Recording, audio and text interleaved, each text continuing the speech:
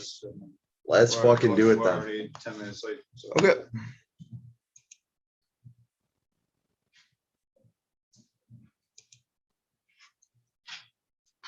And we are live on YouTube right now.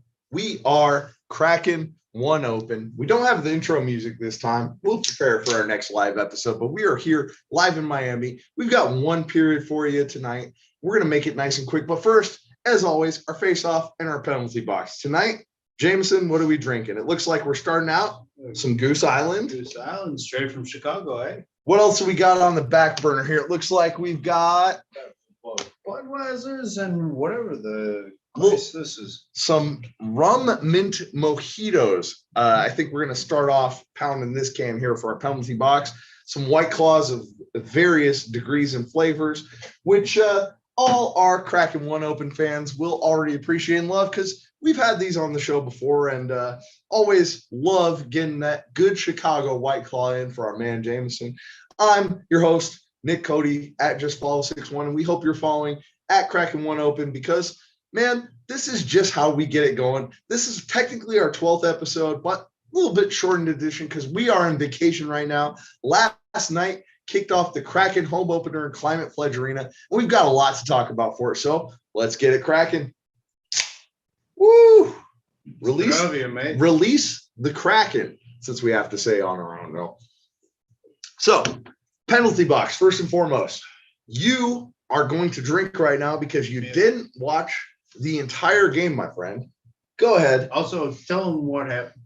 Well, not just what happened, but it was an interesting day yesterday. So, first and foremost, I think you were more interested in your Caps against the Flames than you were the actual Seattle Kraken game. And that may just be something I'm accusing you on my part. But it seemed like after they took a 3-0 lead, the Flames did on your team, that you're very, very disinterested in hockey from that point. But came back, tied it up. But the biggest problem for me is since you were flying out here to Miami the next day, you didn't catch the last period. And for this last Kraken game, in Climate Pledge Arena against the Vancouver Canucks, our rivals. Man, what were you doing? What did you miss? And how did it go from being an awesome done lead to the Kraken's first home loss? Honestly, I blame myself. It was 2-1 until I turned the game off. Fair. I take 100% responsibility. I'm proud of you for that. Grubauer kicking out that rebound that resulted in the second goal.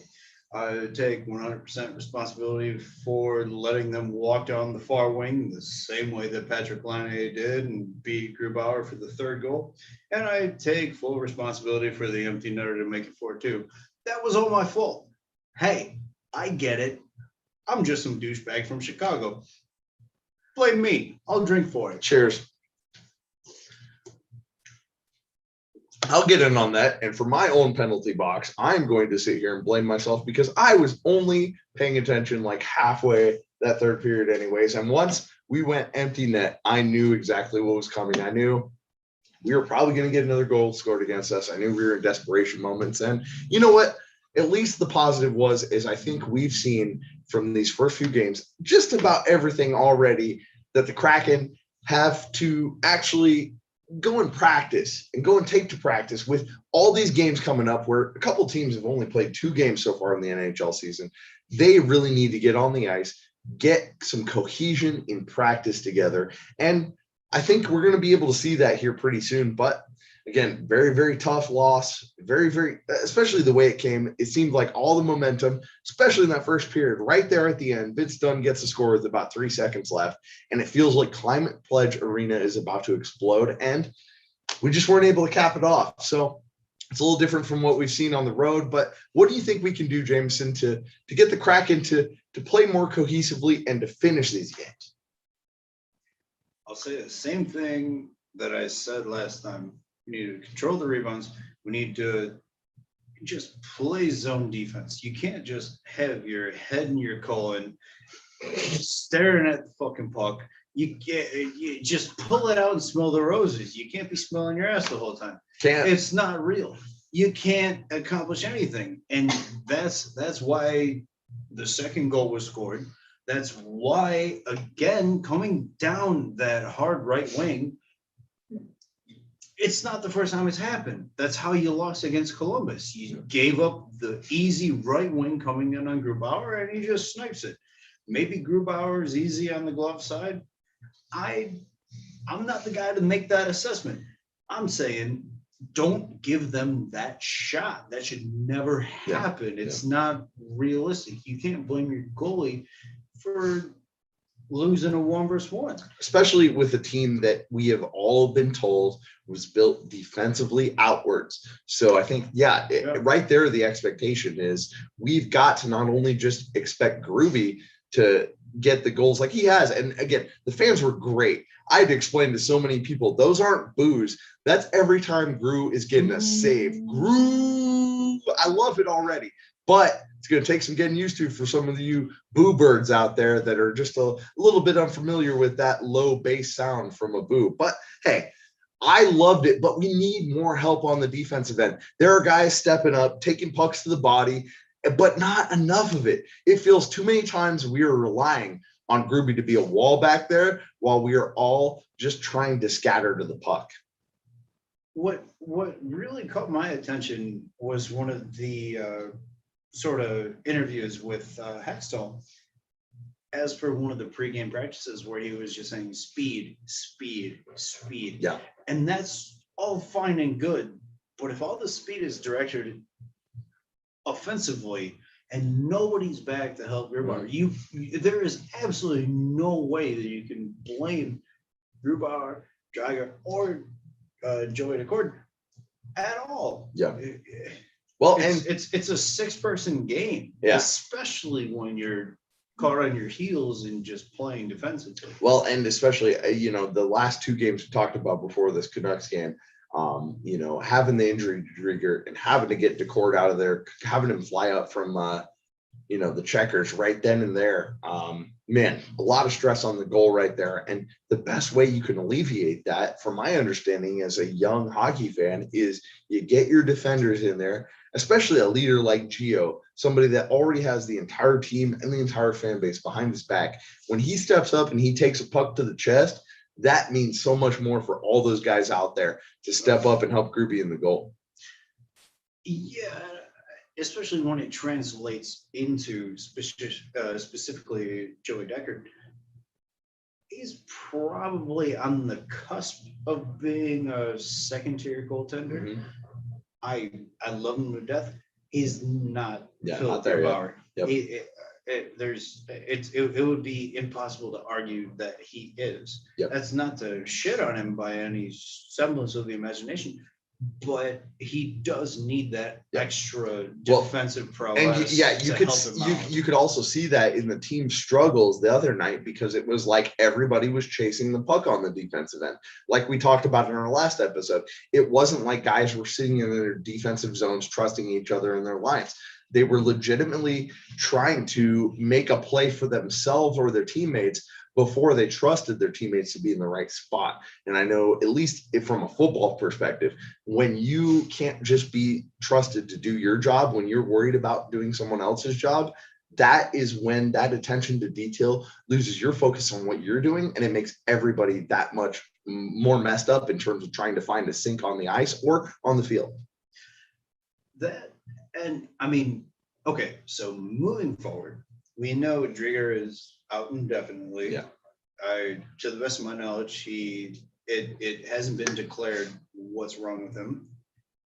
We don't have a time frame for him, so Joey's going to be the backup until further notice. Yeah.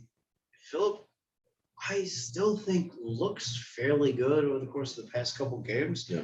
It's just a matter of not having that ridiculously overloaded offensive idea. You have to give him some help. Yeah.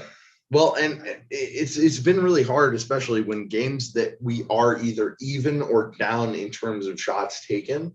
It's been so much stress on that goalie that you can tell right now offensively, we were trying so hard.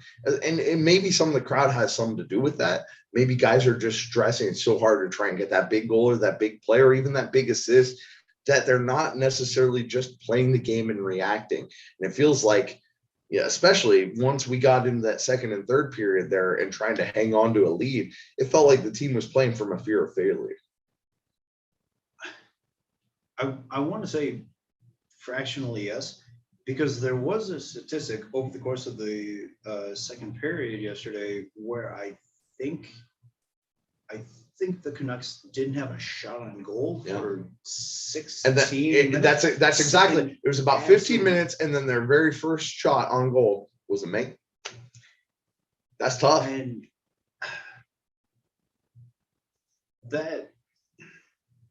there is such a phenomenon as your goalie getting cold because he hasn't seen a shot. How, count the minutes. Yeah.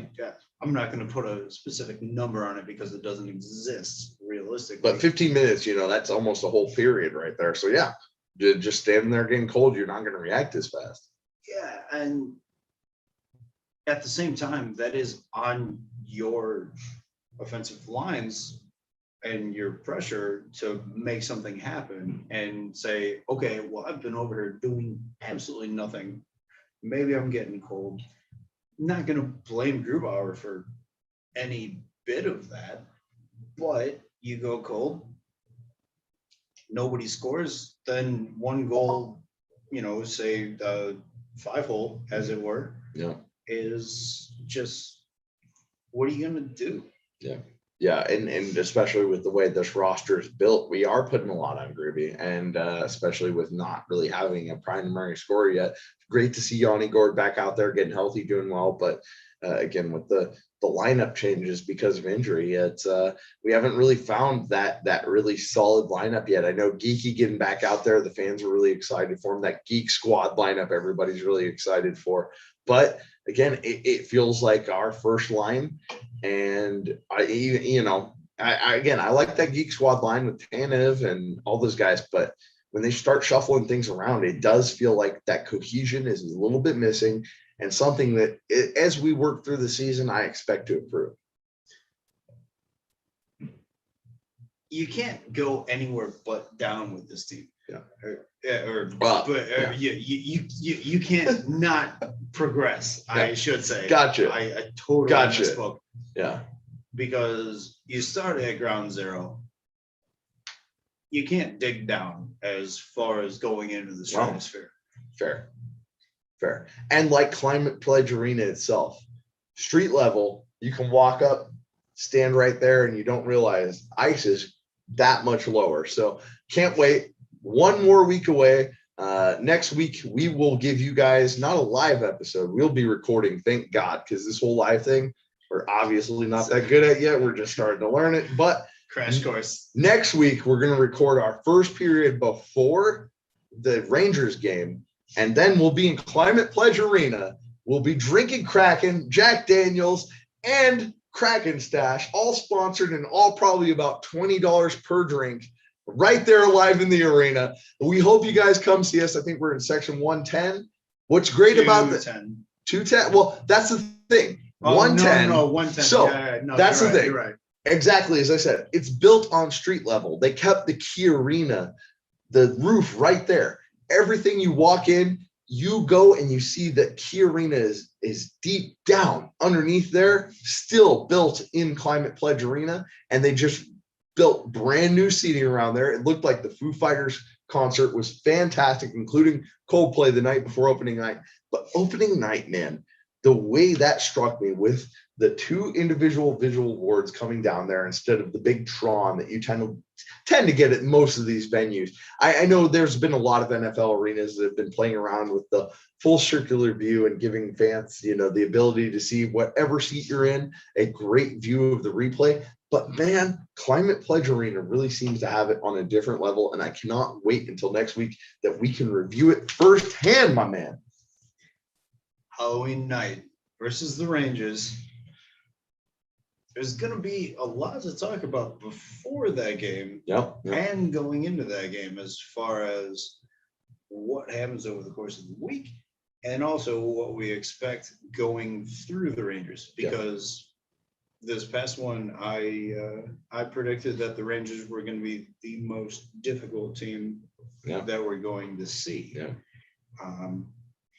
Whether or not that holds true, I mean, And then we've got Montreal and Minnesota before that. yes. Correct. And both of those at home, and we are going to be out on the open seas. So we will not be able to give you our full reaction. But I'm recording those. And Sunday, right after we get back from Eugene, Oregon, we are going to watch those games on replay, drinking Evan Williams and Red Bull, just like we should be, because that's how we do it, Kraken One Open. Because, you know, that's what we're here for.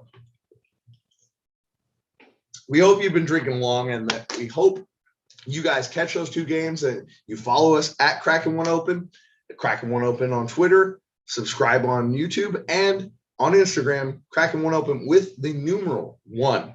That's the only difference. Make sure you're following us, and you know, hopefully you catch up with us. We've got 12 episodes now. It seems like we're finally getting a little bit of roll into things, but we still got to figure these live episodes out. But again, we thank you for participating, and always, we're Kraken One Open. Thank you.